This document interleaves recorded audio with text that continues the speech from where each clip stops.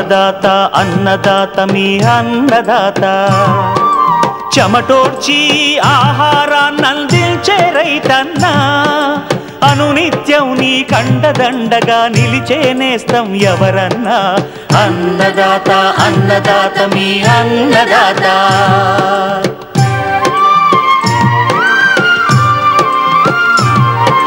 నూతన రీతుల సాగుబడికి నూరింతలు పెరిగే దిగుబడికి సూచనలిచ్చే సస్య రక్షణకు పశు పోషణకి శాస్త్ర విజ్ఞానం అందించి ముందుకు నడిపే తెలుగు రైతు భారతదేశానికి మకుటం అయ్యేలా తీర్చిదిద్దే ఆశయంతో మిమ్ము మేలు కొలిపేది అన్నదాత అన్నదాత అన్నదాత మీ అన్నదాత అన్నదాత అన్నదాత మీ అన్నదాత.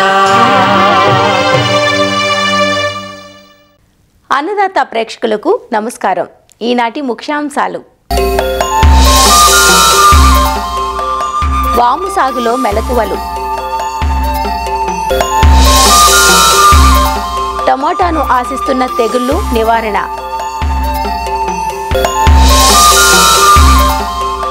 బొప్పాయి సాగు వివరాలు.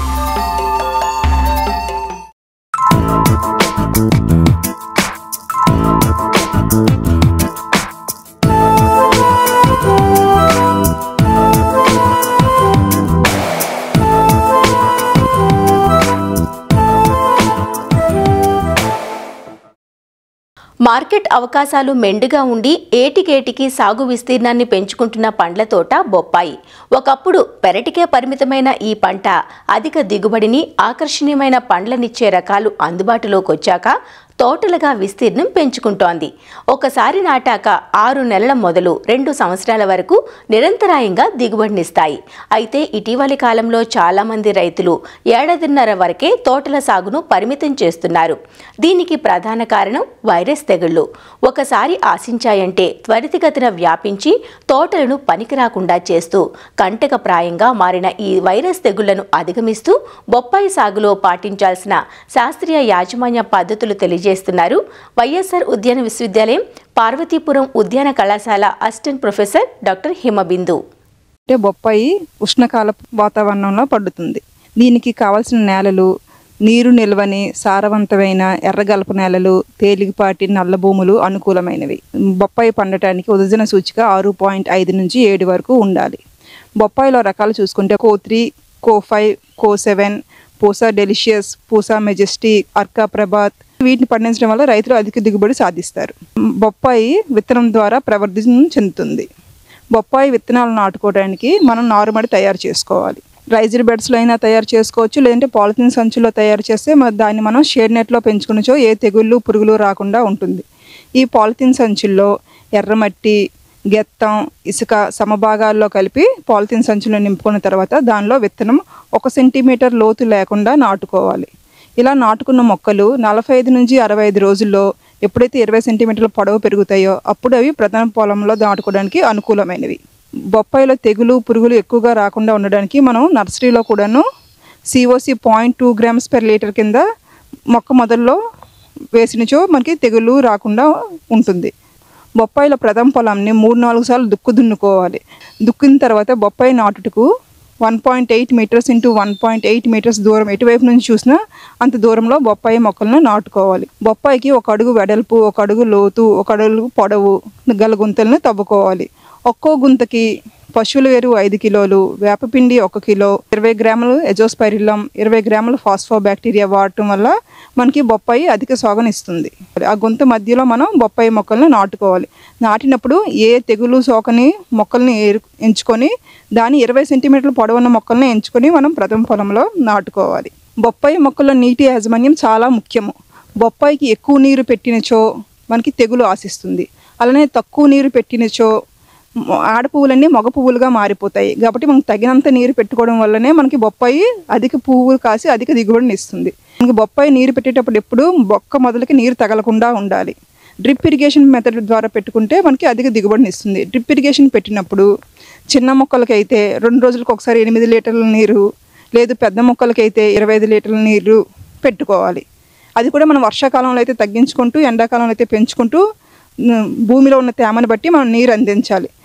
అలానే బొప్పాయికి 500 గ్రాముల యూరియా, 1500 గ్రాముల ఫాస్ఫరస్, 850 గ్రాముల పొటాషియంతో పాటు 10 కిలోల పశువుల ఎరువు, 10 కిలోల వేపపిండి మనం వేసుకుంటాం. ఈ వేసుకున్న మొత్తం ఎరువులు కూడాను ఒకేసారి కాకుండా సమభాగాలుగా 6 దపాలుగా మనం వేసుకుంటే ప్రతి 2 నెలలకు ఒకసారి మనం 6 సార్లు వేసుకుంటే మనకి అధిక దిగుబడిని వస్తుంది. దీంతో పాటు సూక్ష్మలోపకాలు కూడా మనకు బొప్పాయిలో ఎక్కువగా వస్తాయి కాబట్టి దానికోసం మనం 5 grams zinc sulphate plus 1 gram borax litre నీటికి కలుపుకొని పిచికారీ చేసుకోవాలి. పిచికారీ చేసుకున్నప్పుడు మొక్క మొత్తం తడిసేలాగా పిచికారీ చేసుకుంటే మనకి సూక్ష్మ లోపాలు కూడా తగ్గుతాయి. బొప్పాయి మనం నాటిన నుంచి 6 నెలలు పడుతుంది పూత వచ్చేసరికి. ఈ మధ్యకాలంలో అంతర పంటలు వేసుకునే బొప్పాయితో పాటు మనకి అంతర పంట వల్ల కూడా లాభం సమకూరుతుంది. బొప్పాయిలోనే కలుపు ఎక్కువగా వస్తుంది కాబట్టి మనం బుటాక్లోర్ @2 kgs per hectare మనం మొక్కలు నాటిన 2 నెలల తర్వాత స్ప్రే చేసుకుంటే దానికి మొక్కలు స్ప్రే చేసిన 4-5 నెలల వరకు మనకి కలుపు రాకుండా ఉండి బొప్పాయి బాగా పెరుగుతుంది. బొప్పాయి నాటిన 6 నెలల నుంచి బొప్పాయి పూత దశకు వస్తుంది. పూత దశ నుంచి కాయ దశకు రావడానికి మరో 3 నెలలు పడుతుంది. ఇలా బొప్పాయి మనం నాటిన 9 నెలలకి కాయ దశ వస్తుంది. ఇలా నాటిన 9 నెలల నుంచి 2 సంవత్సరాలు 3 సంవత్సరాలు కూడా బొప్పాయి దిగుబడి వస్తూనే ఉంటుంది. కాబట్టి ఈ దిగుబడిని మనం సమకాలంలో మనం హార్వెస్ట్ చేసినచో మనకి అధిక లాభం వస్తుంది. ఎప్పుడు దీన్ని హార్వెస్ట్ చేయాలి అంటే ఎప్పుడైతే మనకి బొప్పాయి పచ్చ రంగు నుంచి పసుపు వర్ణం కింద ఏర్పడుతుందో అప్పుడు బొప్పాయి హార్వెస్టింగ్కి అనుకూలము. ఆ హార్వెస్ట్ చేసిన బొప్పాయి కాయల్ని అలానే కాకుండా దాన్ని న్యూస్ పేపర్లో చుట్టి రవాణాకి సరఫరా చేసించో బొప్పాయి ఏమీ డ్యామేజ్ అవ్వకుండా మనకి మార్కెట్కి చెంది రైతులు అధిక దిగుబడిని ఆశించవచ్చు. ఇలా మనం ఒక ఎకరాకి 65 నుంచి 80 టన్నుల వరకు మనకి దిగుబడి వస్తుంది.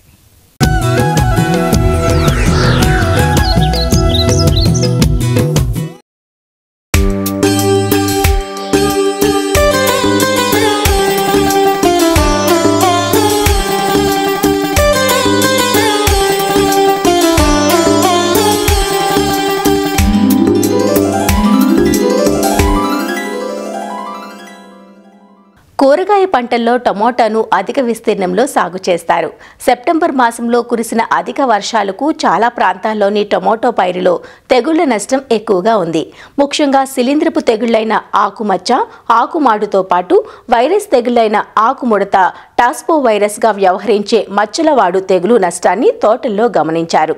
ఈ తెగుళ్ల నివారణకు పాటించాల్సిన సస్యరక్షణ చర్యలను వివరిస్తున్నారు శ్రీ కొండా లక్ష్మణ్ తెలంగాణ రాష్ట్ర ఉద్యాన విశ్వవిద్యాలయం రాజన్నగర్లోని కూరగాయల పరిశోధనా స్థానం శాస్త్రవేత్త డాక్టర్ వీర సురేష్. మన రాష్ట్రంలో పండించే కూరగాయల్లో టమాటా పంట అనేది చాలా ముఖ్యమైనది. టమాటా పంటలో చాలా వరకు తెగులు వచ్చి రైతులకు అధిక నష్టాలను కలుగజేస్తాయి. వీటిలో ముఖ్యంగా ఆకుమచ్చ తెగులు, ఇది మనకు ఆల్టర్నేరియా అనే శిలీంధ్రం వల్ల వస్తుంది. ఈ తెగులు సోకిన మొక్క యొక్క ఆకులు లేత గోధుమ వర్ణ మచ్చల నుంచి ముదురు గోధుమ వర్ణ మచ్చలుగా కనిపిస్తూ ఉంటుంది. ఈ మచ్చల చుట్టూ కూడా పసుపు వర్ణపు మచ్చలు వలయాకారం కూడా కనిపిస్తూ ఉంటుంది.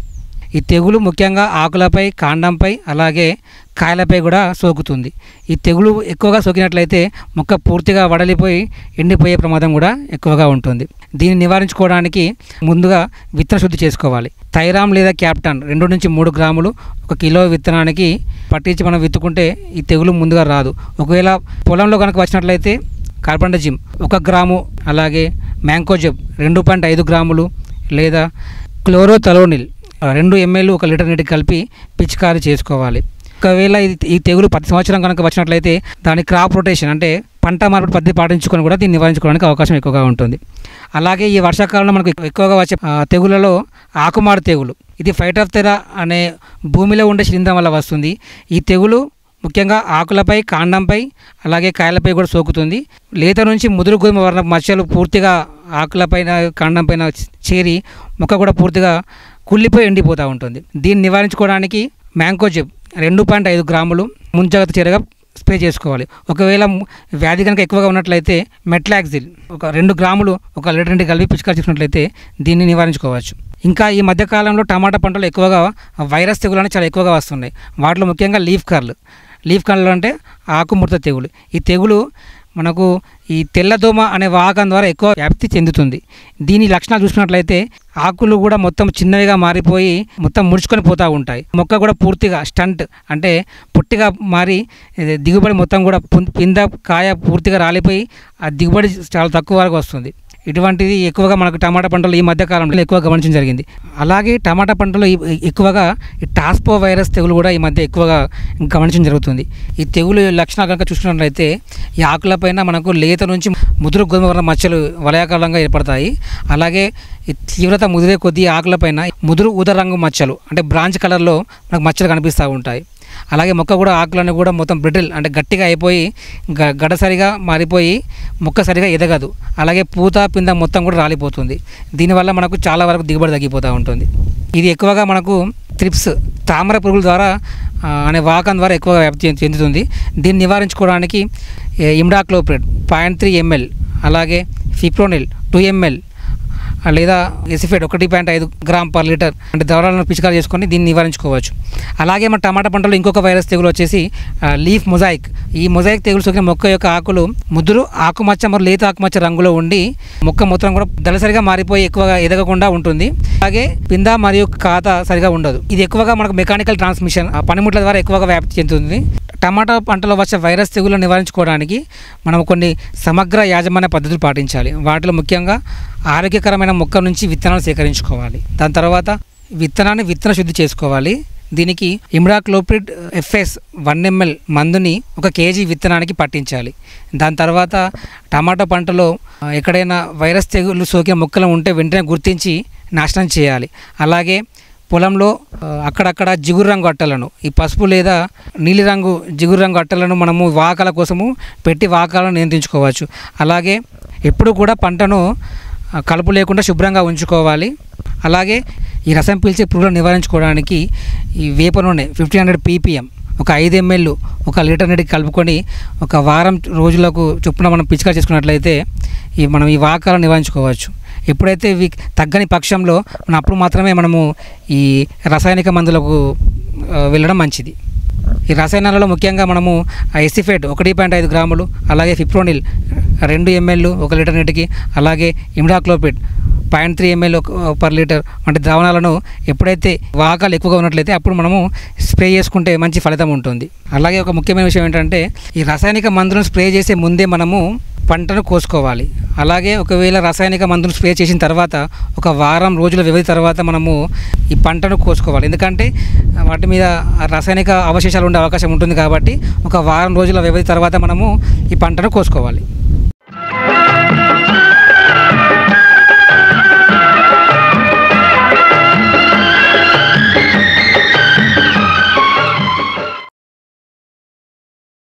అన్నదాత టోల్ ఫ్రీ నంబర్ ద్వారా పంటల సాగులో రైతులు లేవనెత్తే సందేహాలకు దృష్టిరూపం మీకోసం. పసుపు ఆకులపై మచ్చలు కనిపిస్తున్నాయి. అలాగే దుంపలో పురుగులుంటున్నాయి. నివారణ తెలియచేయండి అని అడుగుతున్నారు మహబూబాబాద్ నుంచి సంజీవ్ రెడ్డి. ముఖ్యంగా పసుపులో ప్రస్తుతం అక్టోబర్ నవంబర్ మాసాల లోపల గడ్డ ఊరే దశలో ఉంటుంది. ప్రస్తుత పరిస్థితుల లోపల గడ్డ ఊరుతుంది కాబట్టి మొక్కను ఏమాత్రం డిస్టర్బ్ చేయకుండా పైన ఉన్నటువంటి ఆకులకు ఎలాంటి తెగుళ్ళు రాకుండా కనుక మనం యాజమాన్య పద్ధతులు చేపట్టినట్లయితే మనకు గడ్డ బాగా ఊరేందుకు అవకాశం ఉంది. ఇంకా కూడా మనం ఫర్టిలైజర్స్ కంటిన్యూ చేసుకుంటూ పోవడం కూడా కరెక్ట్ కాదు మనకి. సో దాదాపు వేయాల్సినటువంటి ఎరువులన్నీ కూడా రైతు సోదరులు వేసే ఉంటారు. అయితే ప్రస్తుతం ఆకుల మీద ఆకుమచ్చ అంటే ఈ లీఫ్ స్పాట్ అని లీఫ్ బ్లాచ్ అని ఇలాంటి తెగులు ఆశించి నష్టపరుస్తూ ఉన్నాయి. వెంటనే మామూలుగా ఈ M45 కార్బండిజం ఈ 2 కలిసినటువంటి మందులు 1 లీటర్కి 2 గ్రాముల చొప్పున థయోఫినట్ మిథైల్ 1 నుంచి 1.5 మిల్లీలీటర్లు 1 లీటర్కి, దాంతో పాటుగా ఒక స్టిక్కర్ అంటే మామూలుగా ఆకును మందు ద్రావణం అతికి ఉండేటట్టు ఒక స్టిక్కర్ కనుక కలిపి పిచికారీ చేసుకోవాలి. కనీసం 2 నుంచి 3 సార్లు వారం వ్యవధితోటి కొట్టాలి మనం. అదేవిధంగా ఇది గాలి ద్వారా కూడా వ్యాప్తి చెందుతుంది కాబట్టి మనకి ఎక్కువ తెగులు కనుక ఆశించి ఉన్నట్లయితే వాటిని మనం వెంటనే కొడవలతో కట్ చేసి వాటిని భూమిలో పాతిపెట్టి మనం మట్టి కప్పేయాలి. అదేవిధంగా అక్కడక్కడ దుంపకుళ్ళు కూడా ఆశించి నష్టపరుస్తుందని తెలుస్తుంది. దుంపకుళ్ళు కనుక ఆశించినట్లయితే మనం దాన్ని మొగిని పీకినట్లయితే ఊరికనే ఊసి వస్తుంది మనకు. అయితే దుంపకుళ్ళు అనేది 2 రకాలుగా ఉంటుంది. జనరల్గా దుంపకుళ్ళు వచ్చిన తర్వాత అది కుళ్ళిపోతుంది కాబట్టి దాని లోపల కొన్ని పురుగులు చేరుతాయి దాంట్లో. కాబట్టి రైతు సోదరులకి ఏంటంటే అది పురుగు తోటి వచ్చిందా, పురుగు మందు కొట్టాలా లేదా తెగులు మందు కొట్టాలని కొంత సందిగ్ధం ఉంటుంది. దుంపకుళ్ళు నివారణ కొరకు ఒక్క పద్ధతి కాకుండా సమగ్ర పద్ధతులు కనుక పాటించినట్లయితే మనం నివారించవచ్చు. మొదటిగా పద్ధతి ఏంటంటే కార్బోఫ్యూరాన్ గ్రాన్యూల్స్. మామూలుగా ఎక్కడైతే దుంపకుళ్ళు ఆశించిందో ఆ మొక్కకి దాని చుట్టూ ఒక చాపంత వెడల్పు ఉండేటువంటి మొక్కలకు గ్రాన్యూల్స్ వేసి నీళ్ళు పెట్టినాం అనుకోండి, మంచి గ్రాన్యూల్స్ అని కరిగిపోతాయి. ఈ దుంపకుళ్ళు ద్వారా వచ్చినటువంటి పురుగులను అంటే బియ్యపు గింజ లాంటి సైజులో ఉంటాయి అవి, వాటిని మనం సమర్థవంతంగా అరికట్టవచ్చు. మనం దాంతోపాటే మనం చెప్తా ఉన్నాం, ఎప్పుడు యూరియా వేసినా కూడా పసుపు లోపల తప్పనిసరి వేపపిండి కలిపి వేయాలి యూరియాలో. ఎందుకంటే ఒకటి యూరియా వినియోగ సామర్థ్యం పెరుగుతుంది, రెండోది ఏంటంటే దుంపకుళ్ళతో పాటు వచ్చేటువంటి పురుగును కూడా చంపుతుంది ఈ వేపపిండి. కాబట్టి దాన్ని కూడా మనం తప్పనిసరిగా పాటించాలి రైతు సోదరులు. అదేవిధంగా దుంపకుళ్ళు కారణం శిలీంధ్రాలను నివారించాలనుకున్నప్పుడు దానికి ఒకటే మందు ఏంటంటే కాపర్ ఆక్సీ క్లోరైడ్ అనేటువంటి మందు. అంటే 1 లీటర్కి 3 గ్రాముల చొప్పున కలిపి దుంప చుట్టూ కుమరిచ్చినట్లయితే బాగా భూమి అంతా తడుస్తుంది. దాని ద్వారా కూడా మనం దుంపకులను సమర్థవంతంగా అరికట్టవచ్చు. ముఖ్యంగా మందుల మీద శ్రద్ధ కంటే కూడా ఆ మందు కొట్టే విధానం కానివ్వండి, దానికి మందు చేరుతుందా లేదా అనేటువంటి ఆలోచన. కాబట్టి వాటిని రైతు సోదరులు దృష్టిలో పెట్టుకుని చేయాలి. అయితే ఇట్లా ఆశించిన పంటల నుంచి మళ్ళీ విత్తనాన్ని కలెక్ట్ చేసి నెక్స్ట్ పంటకు వాడుకోకుండా నెక్స్ట్ మళ్ళీ పసుపు వేసుకోవాలనుకున్నప్పుడు వీటి నుంచి కాకుండా ఇలాంటి చీడపీడలు ఆశించని విత్తనాన్ని తీసుకోవాలి, దాన్ని విత్తన శుద్ధి చేసి మళ్ళీ వాడాలి. ఇట్లా చేసినట్టయితే వచ్చే రోజులలో ఇలాంటి ఇబ్బందులు లేకుండా ఉంటాయి.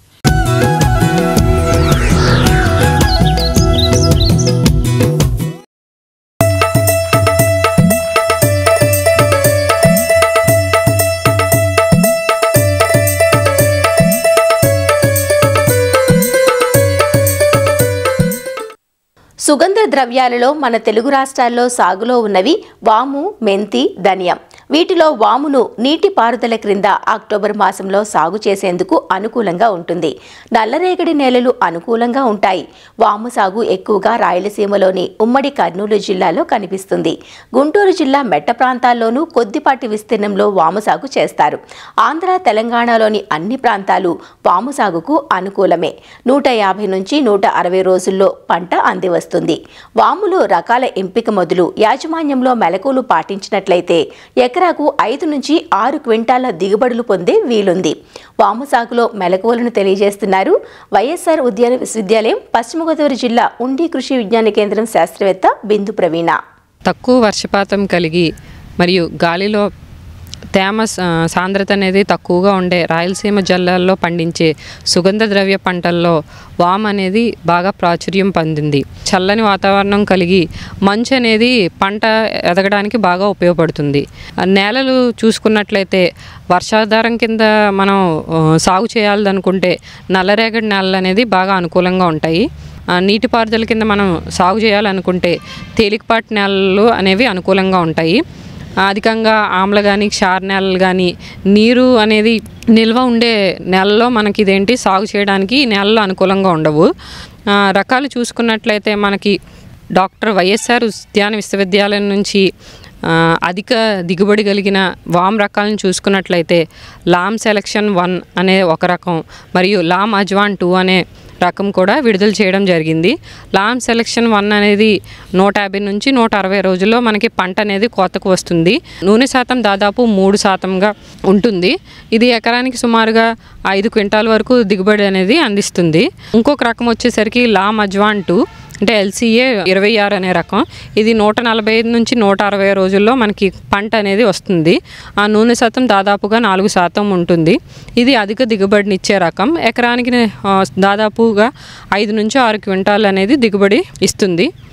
నేల తయారీ చూసుకున్నట్లయితే నేల అనేది మెత్తని పదును వచ్చే వరకు కూడా మనం 2 నుంచి 3 సార్లు దుక్కు అనేది దున్నుకోవాలి. ఎకరానికి 4 నుంచి 5 టన్నుల పశువుల ఎరువును మనం ఆఖరి దుక్కులో వేసుకోవాలి. ఎకరానికి 1 కిలో విత్తనము వాము సరిపోతుంది. ఈ కిలో విత్తనానికి మనం ఏంటంటే 1 గ్రాము కార్బనిజం కలిపి మనం విత్తన శుద్ధి చేసుకోవాలి. విత్తనాన్ని 1:5 నిష్పత్తిలో ఇసుకతో కలిపి గొర్రుతో 3 నుంచి 4 సెంటీమీటర్ల లోతులో మనం ఎద అనేది పెట్టాలి. సాలుకి మధ్య 60 సెంటీమీటర్ల దూరం ఉండేటట్లు చూసుకోవాలి. విత్తనాలు నాటిన తర్వాత మొలక రావడానికి దాదాపుగా 15 రోజుల వ్యవధి అనేది పడుతుంది. కాబట్టి అవసరాన్ని బట్టి తేలికపాటి తడిచ్చి మొలక అనేది సరిగ్గా వచ్చేటట్లు మనం చూసుకోవాలి.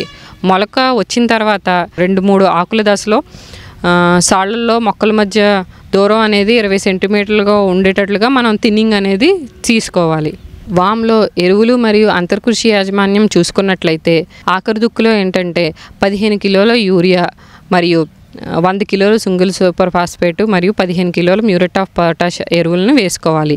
నీటి వసతి ఉన్నట్లయితే విత్తిన 30 నుంచి 40 రోజులకు 15 కిలోల యూరియా మరియు 15 కిలోల మ్యూరేట్ ఆఫ్ పొటాష్ ఎరువులను అనేవి పైపాటుగా వేసుకోవాలి.